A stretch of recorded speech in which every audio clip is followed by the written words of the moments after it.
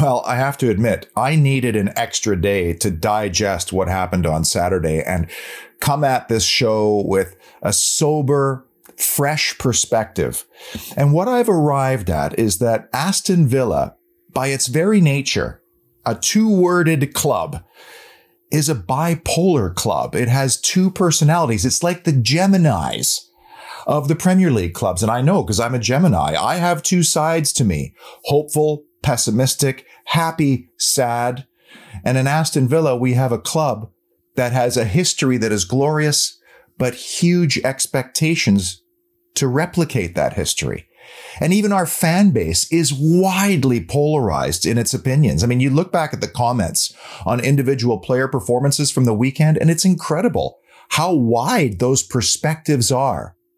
But what I've arrived at, based on 22 glorious minutes and heading into the second half of the season, is, was that game a symbolic turning point from the old Villa to the new Villa, from the past to the future, given how they've conducted their transfer business so far and how obvious it was to see what happens when you have high quality in your squad, and to know that they have a manager now that has higher standards and expectations. Well, was that the beginning of the Aston Villa revolution, similarly to what's happened with West Ham United? Well, let's talk about it. The good, the bad, the ugly, the hope, the worry, all of it. And let's use a really nice Irish whiskey. I think we need more Irish influence at Aston Villa again. And this is a fine whiskey for not an awful lot of money. As we review Aston Villa 2, Manchester United 2.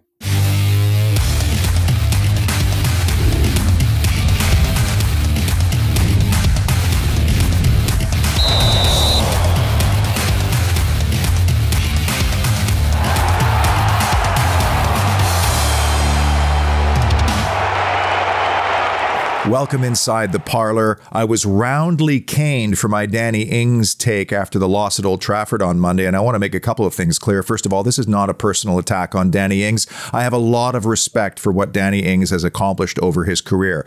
This is a systems issue, and it's so obvious to me. If you have two players who are similar in nature, fighting for the same ball and the same space, one of them is superfluous. And if you're Emi Buendia and they're being asked to release those players quickly and with limited touches, and you look up and they're in the same place, well, you've got a problem. It's like playing with 10 men. I've got a great example for you in just a moment, but think back to the disallowed goal at Old Trafford. I mean, Ings-Watkins and Danny Ings are literally on top of each other fighting for the same ball. That's not good. You need to create space when you're in possession. And the best example I can give you, 65th minute at Villa Park, Emi Buendia on the ball, and look at how close Watkins and Ings are. Like, what are Buendia's options there? If he plays it to one, he's basically playing to both of them. And I just find they get in each other's way. And sometimes Danny Ings gets in other players' way. There's a saying in football that I don't think is going to change, and that is, in possession, you must disperse as a team. Make the field big, create spaces, make it difficult for the opponent, and allow yourself room to move into. Out of possession, compress. Make it difficult for the opponent to get through you, force them to play around you. And I think out of possession, Villa has it just about right. But in my game, the two pundits in the feed were Ian Wright and Owen Hargreaves. They said the exact same thing. Look at how close those three front players are together in possession. There were no options to play into. And those guys had good careers. They know what they're talking about. It's so obvious to me. The solution is quite simple. It's either one or the other. And for me, Watkins offers more as a proper nine who occupies the two center backs, allows room for the others to run into, and occasionally gets on the end of things. We have to think about the number 9 as not just being a striker, whereas Ings to me is a pure poacher type striker who would be great with a big man. That's his game. But until then, it's not working together, and there's been a large enough sample size to prove that out. Just look at the goal return between the two of them. I think it's below where it needs to be. Here we go with the Holy Trinity, the three big issues or moments that define Villa 2, Manchester United 2, starting with the key statistics from a game that was two very different halves. Actually, you could even say 3/4 of a match to 1/4, but Villa shading it statistically, including the XG. Big chances 3-2. In the overall chances, Buendia created 4, Digne 2. Pass success was decent. Accurate crosses, something I think will improve vastly with our incoming players. In fact, Lucas Digne only had 1 accurate cross. Matty Cash had 3, and the same infusion of quality, I think, is going to help with our successful dribbles. Honorable mention, Lucas Digne. I'm calling him Lucas Digne because he told Everton TV that's how he wanted to be called, and in the broadcast it was Lucas Digne. But anyway, this player showed his quality time and time again. Yes, he was late on one challenge and he was booked for it, but for the most part, he knew where to be, to provide space, to provide an outlet, and then when the ball came at his feet, he sent it in with perfection. How about the save he forced out of David De Gea later in that half from the Cash cross? You know, this is a fantastic footballer who should be on every set piece, in my opinion, and he was clearly up for a man of the match nomination at the very least. Honorable mention, the 0-2 goal. Morgan Sanson had moments where he dribbled past people, made the right ball, looked strong, but you cannot argue that he had a direct hand in both of the goals allowed. And I'm not going to be too hard on him because he's not playing regular football, and that simply isn't fair. Same thing with Courtney Haas, by the way, comes in at halftime and is expected to be 100% perfect. That's so difficult to do in the Premier League. But the 0-2 goal was so unfortunate. And you know, Tyrone Mings, who's at a low ebb in his confidence right now, and who also had an indirect role on both of those goals, he hesitates. You know, a confident player to me is going to go out and he's going to go challenge for that ball. But Mings, I think, was afraid of losing that challenge. And in the end, it's neither nor. So unfortunate for Sanson because there were glimpses of what he can be. Now, in fairness to Sanson, the ball played to him was not the best. And the irony was that Coutinho was standing on the sideline ready to come in for Ings. While he's standing there, they go down Bagel 2, and now it's Sanson who comes out, which hurts. You know, you've just committed that error and you're dragged. And my fear for Sanson is that for a player that's supposed to be keeping Aston Villa in possession and being tidy in that role, his passing percentage was 77, which is low for me. And you cannot deny the fact that he had a direct hand in both goals. Here's a player who, again, polarizes the Villa fan base in opinion. Many saying he was sensational, sensational. Okay, there were moments, but when you look at it from a wider perspective, there are questions. And I know he's had injuries, but I wonder about this player. If McGinn's fit and not suspended, is he starting? No. This is his second manager at Villa, and the first one didn't trust him, and I'm not sure if Steven Gerrard's going to trust him now either. Another honorable mention is that we have a borderline crisis brewing in the center-back department with the injury to Ezri Konsa. Let's see how he is. I don't think he should have carried on. I thought it was dead leg, which is why he tried to carry on. But if there's any kind of injury there and you have a somewhat mentally fragile Tyrone Mings right now, that's a bit of a concern. And listen, I want to make it clear. I love Tyrone Mings, the human being, and what he is and what he stands for, what he's all about. But there are a couple of different kinds of leaders. One says, give me the armband, give me the ball, follow me, let's go. And that's not Tyrone Mings. I think Tyrone Mings is an intellectual and a thinker, and he's grown through Aston Villa, through the rise from the Championship into the Premier League, and I think he's somewhat of a reluctant leader, and the weight of expectation from the big club, the captaincy, the increased standards set by Steven Gerrard are now challenging his limitations as a footballer, and similarly to Matt Targett, I think the pressure would be off him if you brought somebody in and allowed him to just worry about football and nothing else. So the question I have is, will Aston Villa reallocate its priorities in this window for players and maybe reallocate the budget they have set for the positional needs they have in this window? Honorable mention, David De Gea. I mean, this guy's probably been Manchester United's best player this season. And what frustrates me is, you know, we've had this, haven't done the double over United drought since 54, 55. And no Ronaldo, no Pogba, no McTominay, Shaw, or Maguire. Well, okay, maybe the Maguire part doesn't really matter as much, but this was an opportunity to get something for Manchester United, and Villa came out flat. However, De Gea made 3 saves in that game that were of the very high quality mark. The one he makes off Buendia from the corner and the header, point blank range. Then there's the one he makes off Lucas Digne on the cash ball across. And then Jacob Ramsey's low shot that forces a save down to the right that he would have seen late. I mean, take any of those saves away and this game could have been completely different.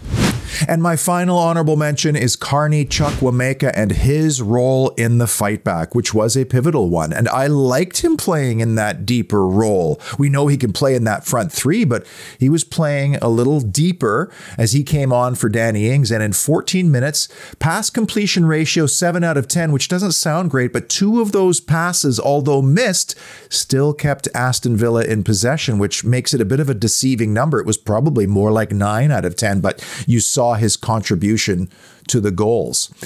And so we got to watch this player very carefully because there's a soap opera developing right in front of our eyes, given the comments by Steven Gerrard this past week and the fact that Carney rejected the new deal offered to him in October. Watch this space. We need to keep hold of this player, in my opinion. Number 3, the 6th minute horror show. This wasn't just about Emi Martinez's single worst moment in his Aston Villa career, because it was bad, and there's no denying that. And I'm telling you, that's symptomatic of 2 things. A lack of concentration, and the whole team was like that in the first 10 or so minutes, but it's also the lack of competition. Tom Heaton was pushing Emi Martinez last year. He had to. And right now, he's not getting that. They're trying to fix that with Olsen. Not sure he's going to be the guy long term, but it's a difficult position to try to find and spend money on, the backup to a guy who knows he's starting every single week. But there were problems before Martinez chucked it into his own goal, starting with Morgan Sanson's foul. He doesn't need to take the foul there. It's a bit lazy. He stays on his feet, gets position. Maybe the problem is solved or other players drop in and help out, but he gets a nibble, complains about it. For me, that's a foul. Then Villa either switch off or were not prepared for a 2v1 situation because they only had one man in a so-called wall, and they were completely exploited by Man United. Is that an Austin McPhee issue? I don't know, but that's definitely a goal allowed from a set piece. Tyrone Mings plays too deep. You know, he's allowing everybody to be onside. If he stays up or he takes a step, maybe they do get the offside decision. And then, of course, Emi Martinez, a catastrophic moment, which I couldn't believe I was watching. But 6 minutes in, the crowd's out of it. I mean, you'd think after what happened on Monday, Villa would come out firing, and instead they concede 2 minutes earlier than they did in that game from a set piece, and that was easily the worst half under Steven Gerrard this season. Number 2, Jacob Ramsey. Oh, we get to talk about positives now. Why is this player at his age impossible to leave out of the Aston Villa squad right now? Steven Gerrard said he was the man of the match. He was absolutely pivotal to the comeback. When you ask me what makes an athlete elite in team sports, it's their ability to anticipate what is going to happen and then having the technique or the skill to execute when you need to, either with hands or with feet. And this was Jacob Ramsey. Not to mention the fact he has 4 lungs and a heart that's 3 sizes that of a normal mere mortal.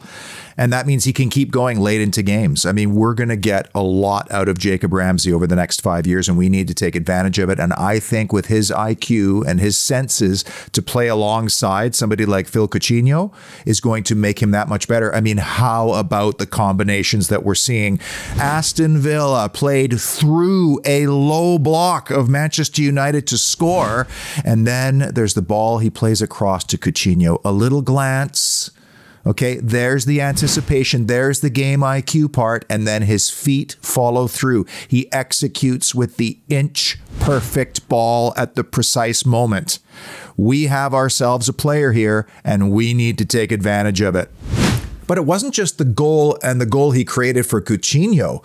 How about the save he forced out of De Gea that I alluded to earlier? Had he had just a little bit better of a connection, that might have been 1-1 there. Then he goes on the mazy run and I thought drew a legitimate foul against Matic, who was a very lucky boy to not be sent off in that game, frankly. And maybe the one rookie error he made was looking immediately towards the referee to appeal for a foul. Referees don't like that. But this guy was sensational in the game, and we saw his beast mode unlocked by playing with Phil Coutinho.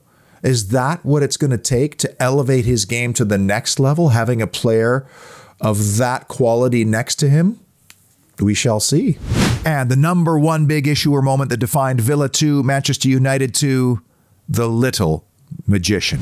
We knew that Philippe Coutinho probably wasn't going to start this game. I mean, he only had 3 training sessions under his belt, but for a player who was supposedly low on confidence at Barcelona, you could not ask for a better start. You couldn't script it, in fact, but you always knew he was probably capable. And think about it, he's standing on the sideline waiting to come in for Ings at 1-0 down. It becomes 2-0 down, and in those 22 minutes, he transforms the game. He takes up the right positions. He plays the right ball at the right time. No muss, no fuss. He sets up Jacob Ramsey. Then he gets on the end of Jacob Ramsey. He had 2 other chances. Danny Ings got in the way of one of them, and I think Tyrone Mings got in the way of the other, the one he tries from outside the box. But he's going to make Aston Villa better. He's going to make the players around him better. And just on the 2-2 goal, you notice how he lifted the ball over De Gea. He only had a split second to decide what to do there. And instinctively, he lifts it. Otherwise, De Gea would have probably gotten to it. Did you hear what Steven Gerrard said about Coutinho in his press conference last week? He said, I know the real Phil Coutinho is in there and he's going to come out and he is quality. I mean, it lifted me. But to have the guy come on at 2 bagel down and have that kind of performance, that kind of introduction in front of the whole tent, I mean, that is the baptism we all dream of. And now you know he's going to be lifted to be in contention to start games. In fact, he came in probably in better shape than most people thought. And that is going to help push Aston Villa forward. This is now exciting. And Aston Villa are a quality 6 and a quality center back away from being a very well-rounded group. And I believe the owners and the recruitment people and certainly the manager see that. And I think they're going to go for that in this window. And we'll conclude proceedings with the usual subcategories we keep tabs of throughout the season, including the record at Villa Park, which gains a point, 14 out of a possible 30. Austin McPhee suffers a 1-goal setback in the set piece plus minus. Everything else stays the same because I don't consider Manchester United a top 6 side right now, and the table would confirm that suspicion. Maybe you were like me and you spend most of the weekend wondering, is that a glass half full or a glass half empty performance? But if you reverse the circumstances and you let a 2-goal lead slip, well, that is way, way worse. And, you know, there in a nutshell was being an Aston Villa fan. You expect catastrophe. You hope for miracles. You got a European Cup in your cabinet, but you haven't come close ever since. And now it feels like there is a genuine, sincere push to change all of that at Villa Park. I really do feel that. And we now have a very big run of games starting at Everton, an early one for me. And how do you think Lucas Digne will feel about going there? Oh my goodness, lots of storylines with a new manager incoming. Until then, be well, be healthy, and as always, up the mighty Villa.